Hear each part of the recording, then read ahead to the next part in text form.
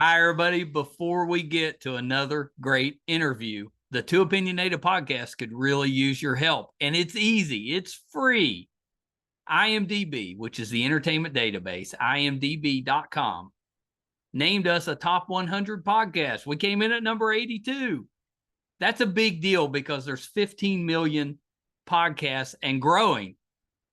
So to be named to anybody's top 100 list, pretty big deal for us. And the way you can help is to go to imdb.com, look up the Two Opinionated podcast, and that's it. Just bringing our page up. That traffic really helps us out.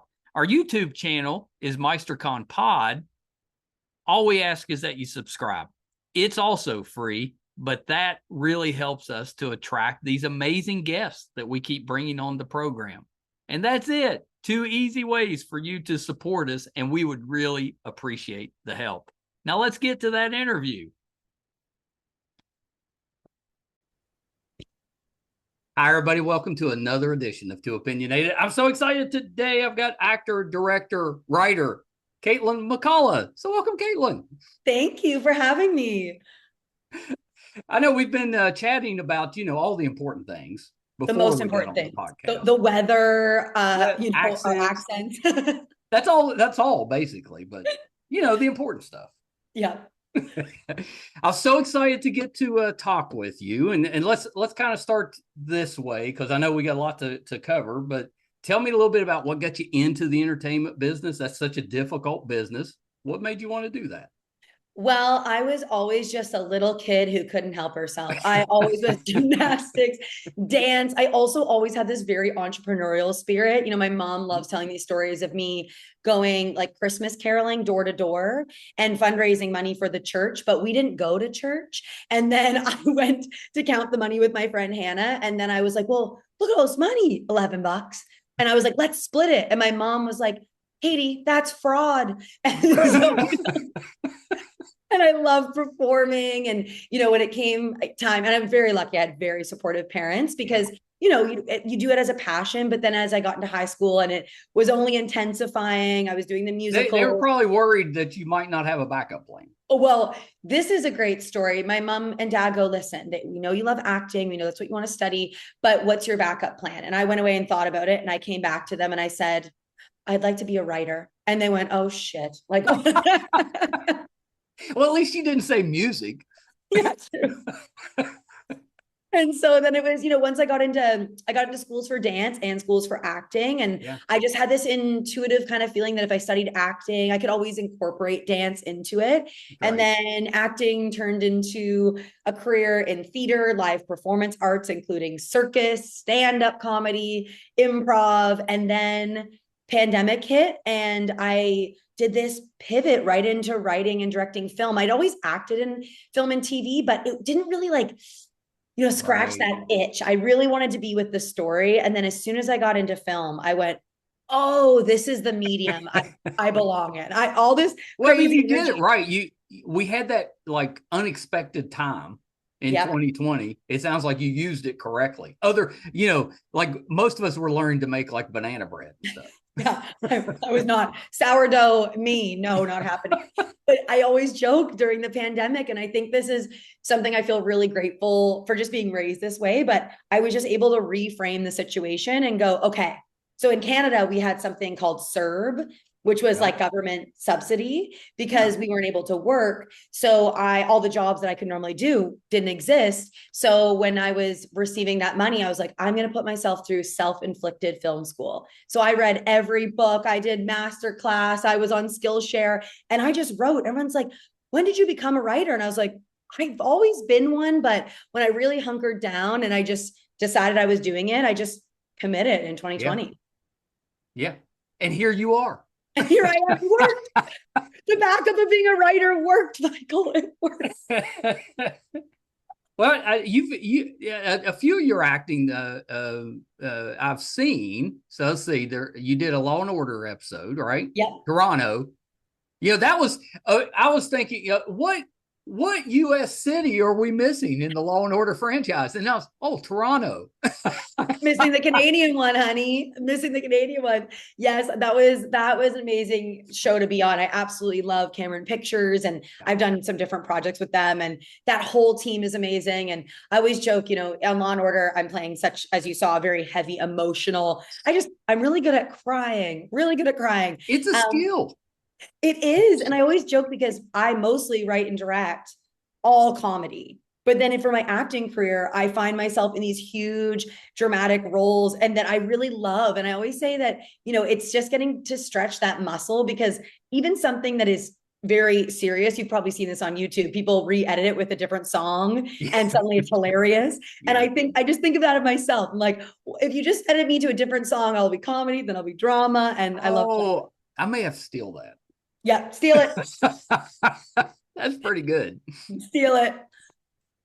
Well, and then the Canadian version of Law and Order, as far as if you're an actor, you have to be on the show, is Hudson and Rex, and you've been on there as well. I think I haven't talked to the gentleman that's the lead on that show, but I think I've had every guest star he has ever had. Oh, really? Yeah. Johnny Reardon, I know he's since moved on from the show, but what a gem. What a, truly, and I know him and his wife live in Nova Scotia, where I'm based now. And I really do find when you get to work with pros like that, who are doing these huge long days, and they meet you with such kindness, such respect, and they just meet you in the moment as, just a fellow actor and colleague, and then don't take themselves too seriously. That's right. That's the best part.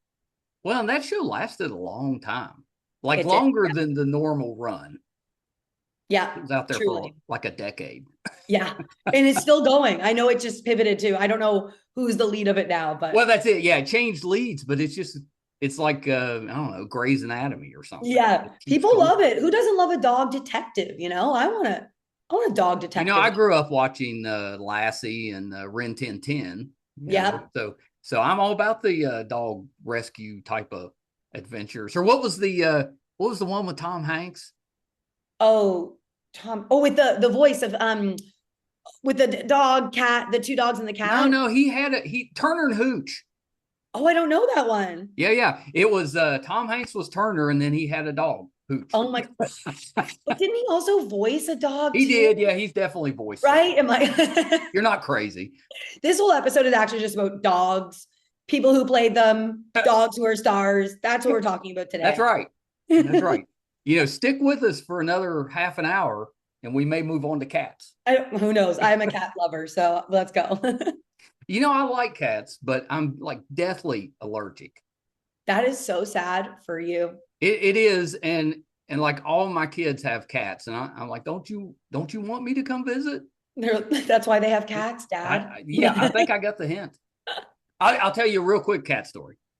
Let me hear it. You'll like this one. So when my wife and I first started dating, I took her to a New Year's Eve party at a high school friend's house. And we were out of school for a while after that, but high school gathering. So we go to the house, and immediately my eyes started swelling up, and I'm tearing up, and it's just a mess. I'm like, I'm looking around, I don't see a cat. I'm like, what is going on? So I just start taking Benadryl. I'm like, it was really early in our relationship. I did not want it to go bad, so I started taking Benadryl. Well, I took like 5. Oh, no. And so I'm sitting on the couch, and then like the biggest, fluffiest cat you have ever seen just comes walking right behind me like that. And I told her, my wife, I was like, we got to go. I was like, I'm about to die. So we go back to at that time, I was still living with my parents. We go back to my parents' house, and we're going to watch the ball drop in the basement. It's only like 9:30. This is how early it is. Well, I've had 5 Benadryl. So by 10 o'clock, I was asleep. So our first New Year's together, she spent watching the ball drop while I was probably drooling. Completely drooling past and that was her chance. I told her, I was like, that was your chance to get out. Yeah. But she didn't leave. And here you are. Here we are. I love 20 years later, here we go. Congratulations. That's special. Yeah. Thank you so much. So Everybody's Meg, season 2. It's getting ready to come out, but tell me a little bit. Those that don't watch the show, tell us about the show. What's Everybody's Meg about? Everybody's Meg is about an anxious millennial 30-something-year-old woman who I mean, you is, had me at anxious millennial because right there, that sounds hilarious. well, and I think it's this thing, it's essentially, when we were first developing the show, I was like, you're trying, I think sometimes not just comedy, but film, you're trying to do too much. But I really wanted to hone in, me and my co-writer, Maddie Foley, who also plays Meg, we really wanted to hone in on the specificity of She's like, really good at it too. she's amazing. Yeah. She's hilarious. And she brings so much of her real life experience. I bring mine, and all the actors bring so much improv and comedy to the table. But essentially, watching a woman in her 30s try to make it in a world that's set up for us to fail. That's ultimately what Meg is about. And I think, I have been through it in my 30s.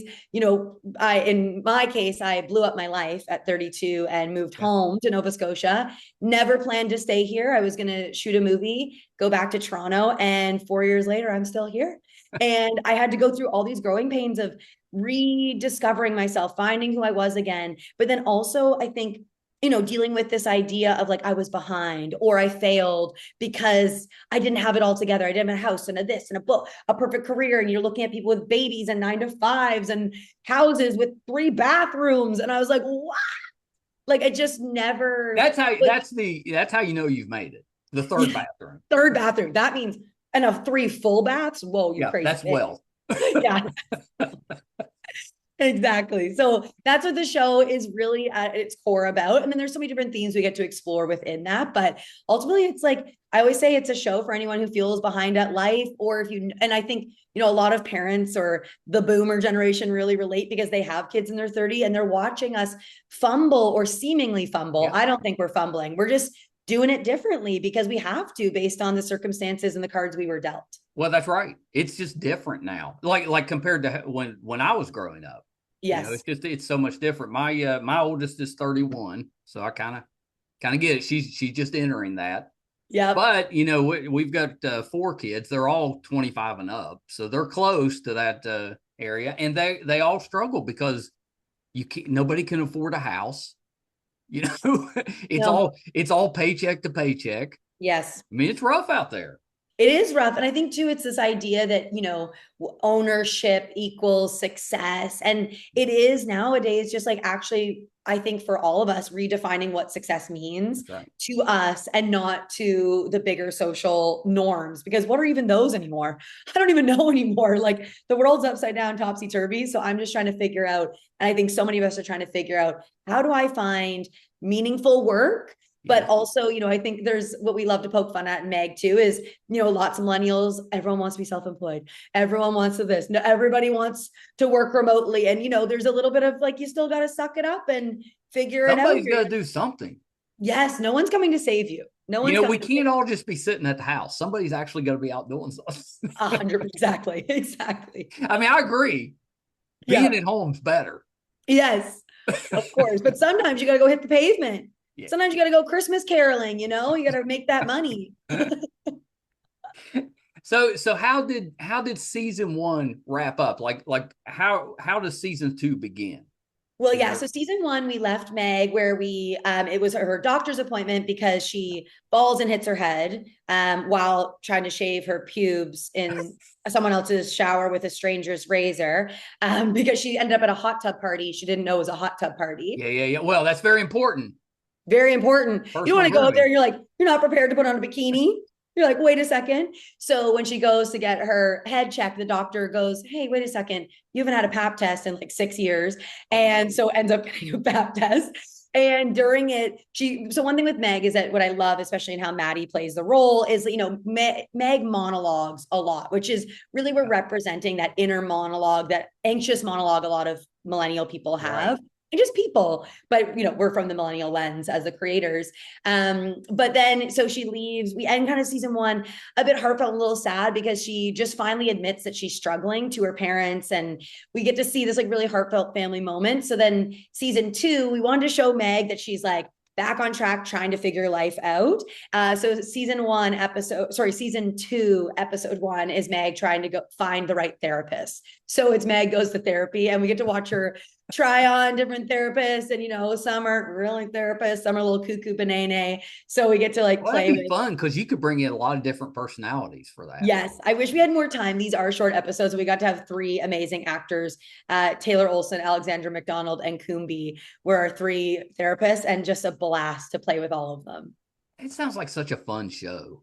It is. Honestly, it's such a joy to make. And I feel like, I feel really lucky that the teams that I've been building with my company that produces it, Hey Old Friend, over the last few years are like these people, they feel like friends. They feel, we're at work, but I do believe that in the film industry, I think a lot of people try to make it like it's so hard, it's so strenuous. And yes, it is hard work, but so is being an accountant. Like this, we're playing make believe and you get to play with your friends. So I definitely, myself and my producers, Melanie Wood and Terry Lynn Kiersey, it's always been really important to us that we make this at a place that is where you can actually not be totally exhausted. We really put people first, cast and crew first, and we don't work like 15-hour days. We keep them short and manageable because we want people to have a good time at work. It's possible. It's possible. Well, and you get the best out of people that way too. Yes.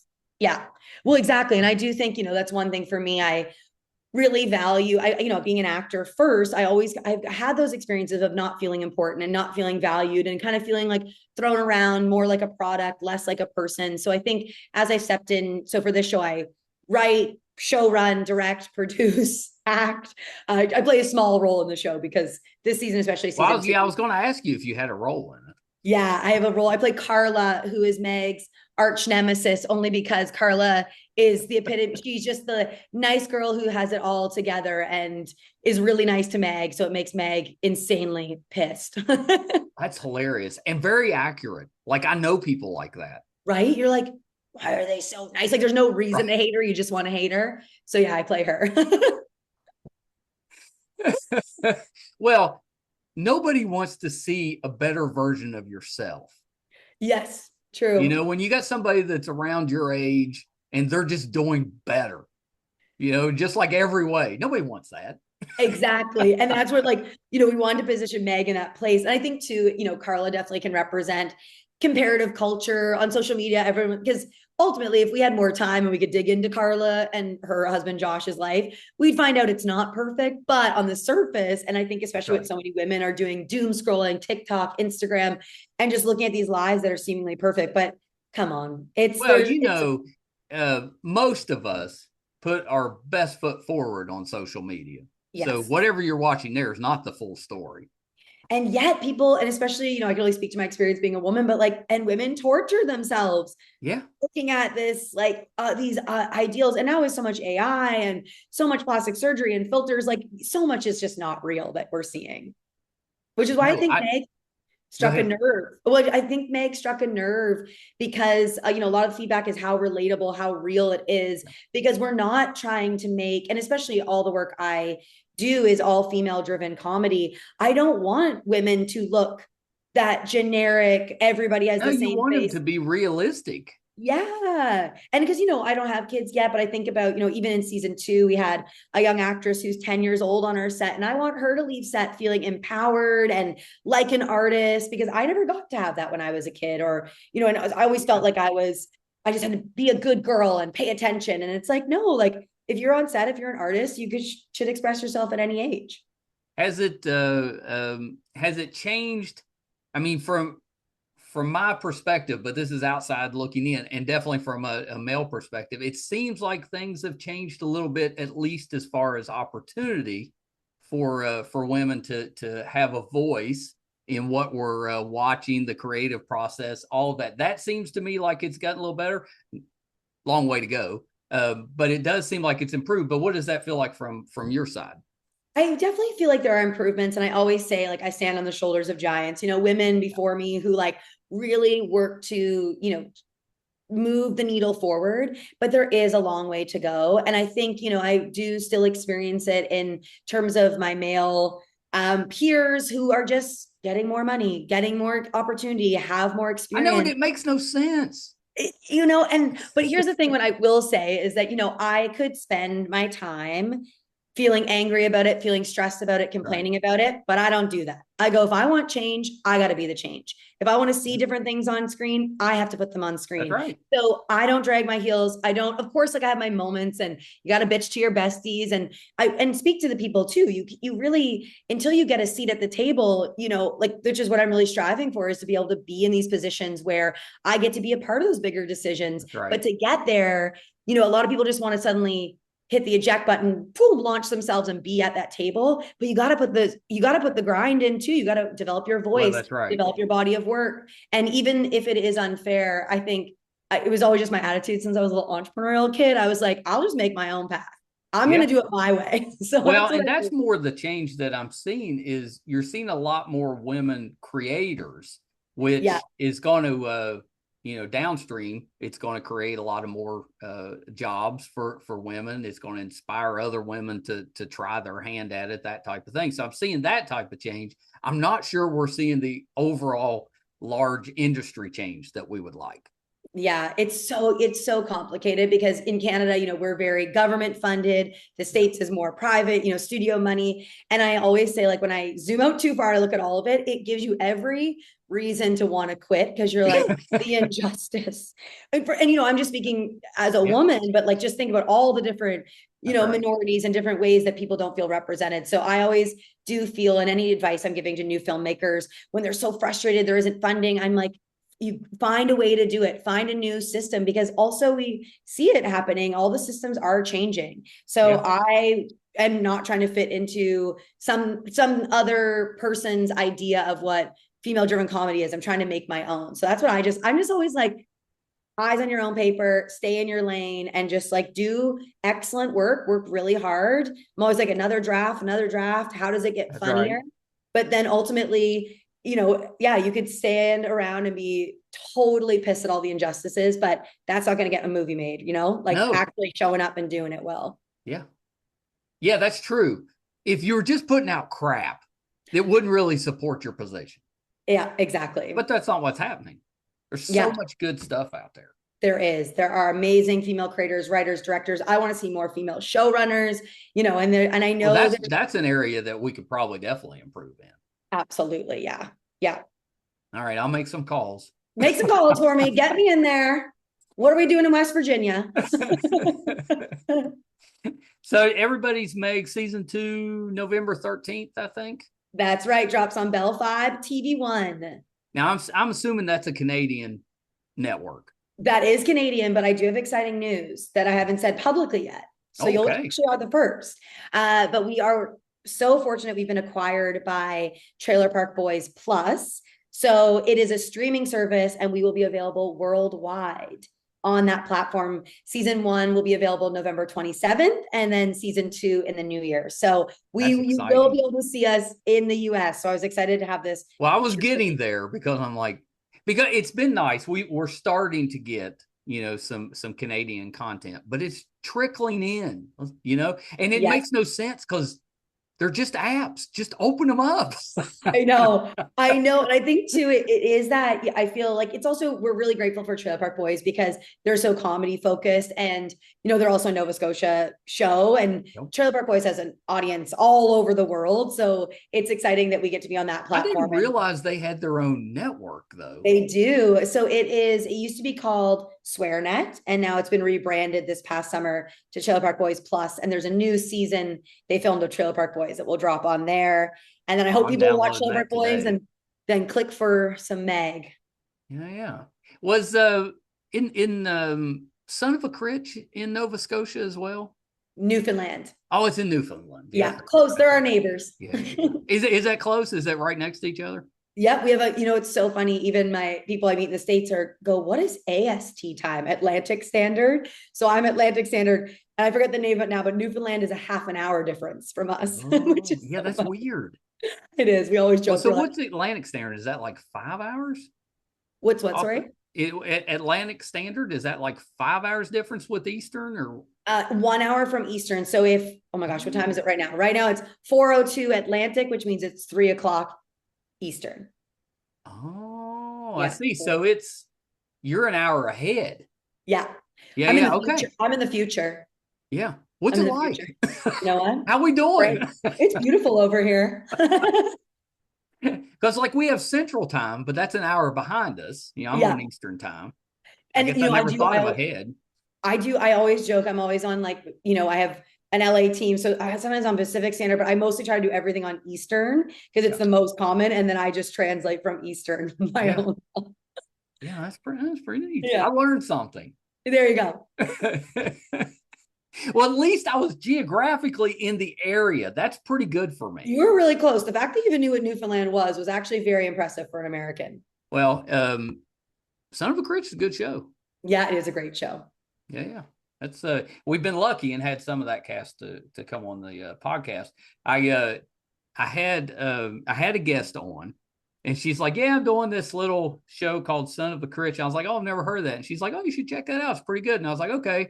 Well, then like a year later, I saw it come up on Netflix, and I was like, "Oh yeah, let's try that out." Yeah. It's really good. So good. Amazing teams. I know. I love that. That's why I said there's so much content coming out of Canada, but we're just getting, like we get some through the CW, Yeah. get a lot of shows, Family Law and some of those, and Netflix, we had Kim's Convenience, and of course we had Schitt's Creek kind of started the whole thing. Yeah. So I'm all for it. The more, the better. Agreed. Oh, and there was Agreed. I watched the library show, Shelved. Oh, I And haven't it seen came that out of one. Canada. Yeah, it was out of somewhere in Canada. It was really good. Good to know. So you know more Canadian content than I do. You stick with me. I'm going to help you out. Perfect. I always knew I just needed a podcaster from West Virginia to help me. You've got a production company of your own? I do. Yeah. It's called Hey Old Friend. I kind of like that. Right? I started it was originally I had taken over a little studio space that I'm in now, and I wanted to name it something that I always feel like with anything to do with art. I was having a beer with a buddy and I was like, yeah, I just want acting and art to always feel like you're coming back to an old friend, like, hey, old friend. And he goes, that's the name of your studio. And I was like, yeah, because it's unintimidating. And I really do, think that, as it's evolved, I always say that, hey, old friend, for me is really about finding that best friend inside of ourselves we lose along the way. You always, when you're a kid, and back to like my little entrepreneurial spirit, I was fearless. I would try and do anything. Yes. And as, someone now in their mid 30s, I'm really curious about how do I keep that alive? So I always say with anything with Hey Old Friend, whether it's a production like Everybody's Meg, a short film like Cart Girls, we have some big events that we're throwing that like really embrace and showcase female-driven comedy, film and TV. I just want any experience that people encounter with Hey Old Friend that it gives them like a little smile on their face. And every time I email and it comes up, hey, old friend, and people email me being like, hey, old friend, like it really kind of took on this feeling of exactly what I wanted, before people meet me. If you meet me through email that way, it just kind of like softens it and has people get like, just makes them have a little exhale, a little. It does. It relaxes you. Yeah. Oh, okay. I'm where I'm supposed to be. Yeah. Hey, old friend, what's up? Well, so what kind of material are you producing? Is it movies? Are you doing shorts? What are you working on? Yeah, so Meg season 2, so getting in the last, so the company's only 2 years old. Yeah. But I was also doing some shorts before that are now under the umbrella. But in the last 4 years, done 4 award-winning short films and 2 that seems like a lot. It is a lot. And then 2 seasons of Everybody's Meg. So now I'm taking a little production pause and I'm developing some bigger half-hour work. So I have a new LA team. So I'm developing some things to pitch in the US market, as well as development deals with other larger companies that I'm writing and developing some new half-hour comedies for. West Virginia would be a pretty good place for comedy. I'm just saying. I believe you. I'll take it. I'll believe you. I can show you around. Here's what I always say, what I love about making shows in Nova Scotia, everyone has a truck, everyone has a ladder, all these things that when I lived in Toronto I had to rent. Do you have a truck? Oh yeah. Can I borrow it? We've all got trucks and ladders and anything you need. Sold. See you in West Virginia. And the only thing we don't have is people. There's more people in LA than we have in the entire state. Yeah, well, you know what? I feel like no one's making that much work in LA these days. They're always out going other places. So I gotta come to West Virginia. Expensive. Oh, it is, yeah. I love Don't it. get me started. I'm getting paid in Canadian dollars. My Canadian dollar over there. Yeah, I know. Yeah. It's just I have a lot of friends in LA, and they're all struggling. Yeah. I'm like, I don't know what at some point you would think that it would just come down a little bit. Well, I always say, like, especially over the last 5 years, we've had the pandemic, we've had the strikes, Yeah. AI, all these things that have been happening. And it is a very turbulent time in the industry. And I never want to downplay that. Like, it really is difficult. It is. Yeah. From an acting perspective, like roles that would normally go to lower tier actors are going to celebrities, commercials. Remember the time when it wasn't cool to do TV? It was like you were a movie star, and then right. streaming. It was definitely divided. You're one or the other. But I think what I always love about the entertainment industry is that it is always reinventing itself. So again, it's just my personality and the way I function. I could sit there and go, oh, but if I only got into this 5 years ago, if I only got into this, right. But I'm just embracing where we're at right now and getting really excited and curious about what's going to be born out of this turbulent time. And I always joke too that I'm like, that poster of the cat on the branch that's like, hang in there. And it's like, I always joke, I was like, I'm the cat now with like a single claw, totally mangled. And I'm like, I'm not letting go. Yeah, I'm hanging in. I'm hanging in. And that's what I think right now. I just keep telling everyone, hang in there. Find other things that bring you joy. Right. Find other activities, other, streams of income so that we can get through this time together and come out stronger and hopefully make some. Well, at some point, it's going to bounce fully back. It'll happen. Yeah. So you know what? It'll never be like it was before. It'll just keep moving forward. And that's what we have to embrace. Yeah. Yeah. I kind of like that. The pandemic was actually really helpful for us as a podcast because everybody was stuck at home. So we didn't get very many no's. If I asked to talk to somebody, they're like, I got nothing else to do. And it kind of helped, launch us. I'd have given it up if we could have skipped that whole mess. But since we went through it, I'm kind of happy that it helped us out. Well, that's even, it's so nice. I have my team in LA and my team in Toronto, and they just say, live wherever you're happiest. And I'm so happy in Nova Scotia. Because all the comedy I write as well is very like, the every person blue collar kind of comedy. So I always find when I was living in Toronto or if I'm spending time in LA, I'm not surrounding myself with the people that are the voices I want to write or the audiences I want to write for. Yeah. So I love it. Like I'm Nova Scotia, everyone's super friendly. I'll be in a grocery store lineup, end up having this amazing exchange with some random stranger in the grocery store lineup. And I go, wow, that just gave me a whole idea for. I was going to say, do you run to the car and write stuff down? I do. I voice record. I write it down. I keep a pen and paper by my bed. I could write and write and write. Like even right now, I'm really excited to be having a little production break and going into a writing cycle because I just cozy up my studio or at my cottage and I light candles and I just like type away and I laugh and I cry and it's so nice. Why aren't you putting yourself in as a dancer? Well, I'm a little rusty as a dancer these days. Or maybe a dance mom. I mean, you know what? There are some projects I do. I was a circus artist actually for about a decade. No, you were not. I was a professional aerialist. So silks, hoop, trapeze. I'm very impressed with that. So no fear of heights on your end. It's really interesting. I am so not an adrenaline junkie. I don't like roller coasters. I'm not afraid of heights, but circus, you train and you're so in control of it. Yeah. So you're not starting 30 feet in the air. You learn everything close to the ground and you just move your way up. So by the time you're performing it and you're at that height, it just like becomes like a workout, but covered in wood. Yeah. You can push that to the side and just, you're in it. Yeah, but I did write a circus feature that, is a very expensive movie. So I always say I got to keep building my career. So when I pitch it to the Hollywood blockbusters, because doing circus is a very expensive endeavor, but did you run away and join the circus? I did. Yeah, okay. Yeah, that's the dream, right? We've all had that dream. Yeah, luckily it wasn't too far. The circus I worked at and for was in Toronto, but then I did gigs in Berlin and New York and all over. And, it was interesting. I swear this is just like my rigor and discipline. And so much of that I had as a dancer growing up, circus really like felt like it really activated that feeling of, you can't do certain tricks unless you're strong enough, unless you're flexible enough. So I really had to work hard to achieve the creative goals. And I just took all that energy and applied it to filmmaking and it's working out. Yeah. I love it. Yeah. Because I can see how it correlates. You're just taking the passion for one and moving it to another, but all the energy's still there. Yes. And I do think, when I got into film, because when I was in circus, I would direct like these big circus shows as well. So Yeah. I had been directing theater and circus and dance and like kind of hybrid shows. Yeah. So once I got to film, it was learning new, lingo and new technical terms. But I remember everyone panicking or feeling so stressed. And I was like, well, no one's hanging 30 feet in the air about to die. So that's stressful. That's This right. The sun setting is not that stressful to me. Yeah. Of course, you're trying to get a movie done and make your day, but I feel like that's where you have to like be so calm, cool, and collected. And that's what circus taught me, I always would joke when I was training other athletes, I was like, don't show it on your face.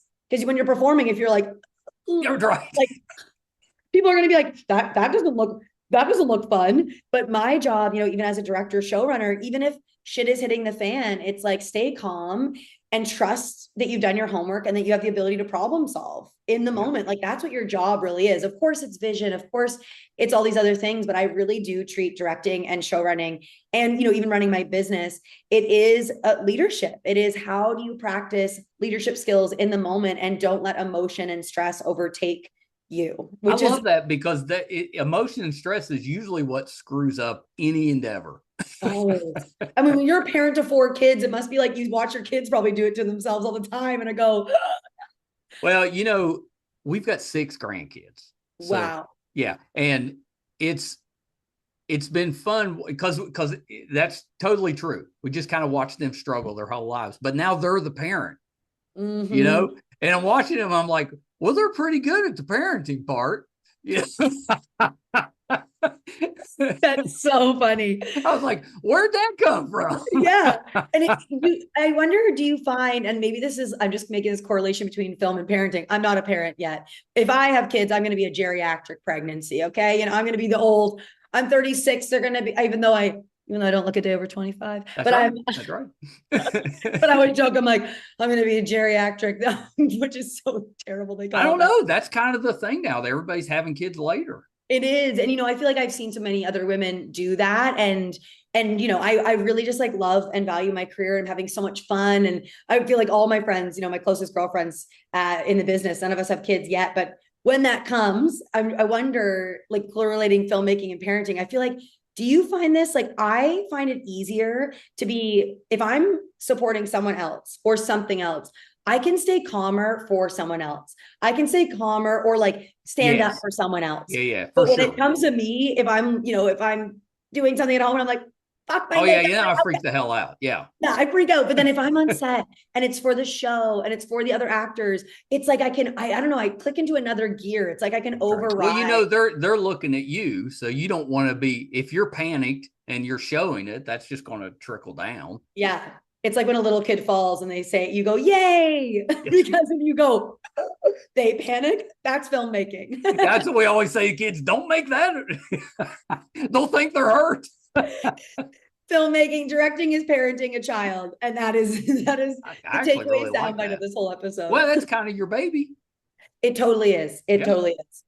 I get that. Well, Katelyn, thank you for taking such some time with us. I can't wait for everybody's Meg. And now that I know it's coming here to the States, I'm so excited.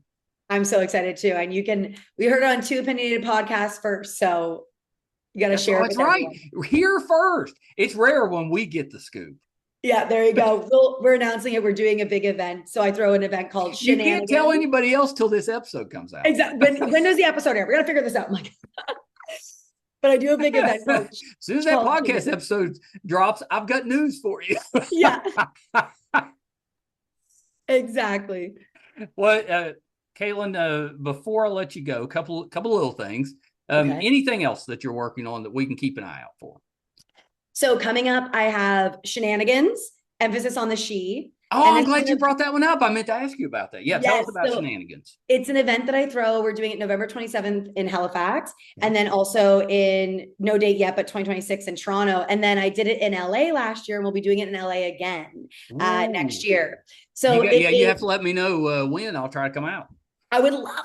Yeah. It's so fun. So Shenanigans is, we are screening Meg season 2 at it. So it'll be a theatrical event. You get to see Meg on the big screen. Very nice. But also what I do is I curate other funny, feel good and female driven short films. So the event has a pink carpet, photo, video, and we get to, I always say I want audiences and filmmakers alike to actually celebrate and show up and show off as filmmakers.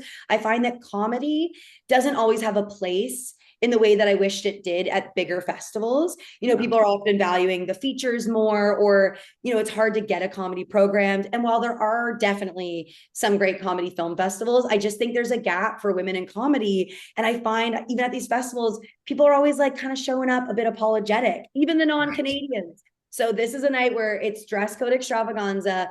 Everyone shows up, and it's to really celebrate, and even for the audience to feel like they're a part of the red carpet magic. But we have a pink carpet in Hale friend fashion. Yeah, you have to let me know. Yeah, I'll definitely try to come out. Yeah, that sounds awesome. Yeah, it's super fun. So I have that, and then also, like I said, in a big writing development period. So I'm excited to surprise everyone with bigger shows, hopefully in the next year. Any plans to try to make Everybody's Meg into like a half-hour show? You know what? I'm not sure. The thing with Meg is that it really has always had this really organic life of its own. Yeah. And so we've been so focused on this because, the structure of 12-minute episodes is surprisingly complicated because you don't want to try to put too much in, but you want to embrace the arc. So it would definitely have to be something totally different. For now, we're just trying to celebrate season 2 of Meg, and then we'll see what happens. Well, you deserve to celebrate a little bit. Thank you. I definitely need a little vacation. That's what I got to take I'm giving myself a little break. Well, I say that, but I am starring in a play in the winter. So at Neptune Theatre in Nova Scotia. Are you dancing? I'm not dancing. Are you singing? I'm not singing. It's a big farce. All right. Last thing, Katelyn, before I let you go, where can we find you on social media? Social media at McCulloch K, MCCULLOCH. Okay. And then also my company at hey.old.friend. I know. I love that name. It's so great. Really good.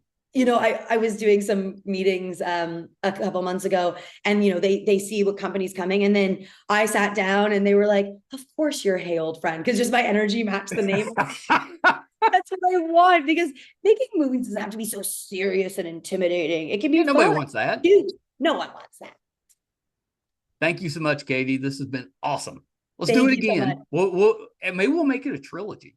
Let's do it. I got to keep updating you. And then when I finally have more big announcements to share, you'll hear them first. That's right. That's right. Now we've established this is the place. This is it. That's right. You got news? This is the place. That's what we got to go. You got news? This is the place. Oh, brand it. See, I may have to use that in my promos. Take it. I want you to have it. All right, Katie, hold on one second.